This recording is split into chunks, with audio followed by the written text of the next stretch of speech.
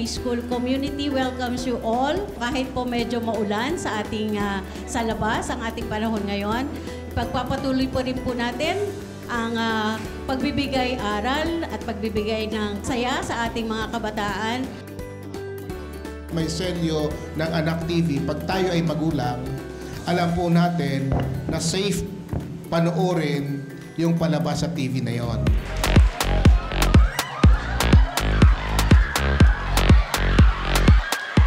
Dito talaga, hindi na kami nakakapagbigay ng aral.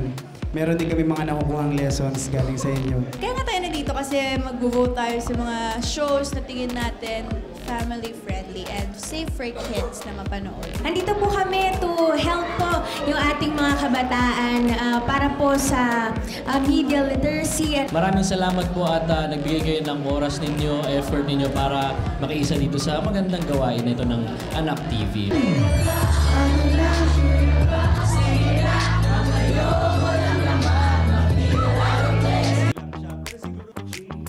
So ang social media, pag ginamit sa mabuti, very powerful, it can bring change, it can improve lives.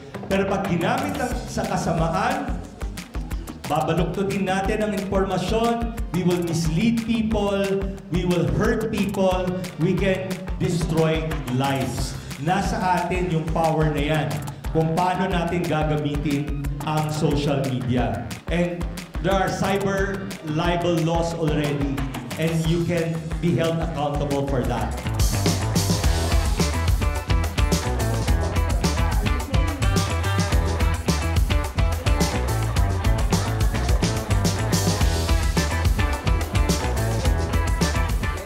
Natuto kami kung paano kumilatis kung ano ba yung nararapat or hindi. Most of the videos naman po is very informative. Yun lang po talaga. Pero pag pinag-usapan po kasi natin yung age na gagamitin natin or yung age ng mga manonood, doon lang po nagkakatalo. Doon po kami bumase na kung ano po yung naintindihan ng mga bata, doon po yung iaano po namin na bota.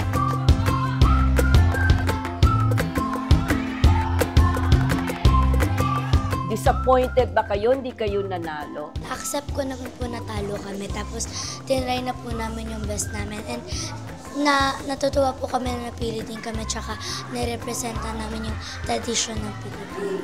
Okay lang po kahit matalo po kami. Basta po wag po kaming mainis sa mga kalaban po namin. Okay lang naman po matalo eh. Basta hindi po nakikipag-away. Matalo man o manalo, at least masaya mo rin po. At least walang napipigo. Natutuwa po ako bilang isang magulang at natutunan nila ngayong araw na to yung mga laro unang panahon pa.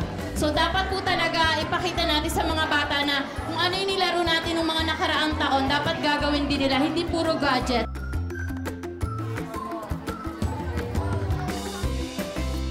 The blessing that God has given you, the talent, the skill, the creativity, use it to influence first yourself, your family, your community, your country, and the world. Because what we want to achieve here is peace.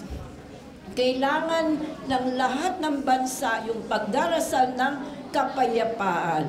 At bilang ilaw ng ating bayan, work for peace.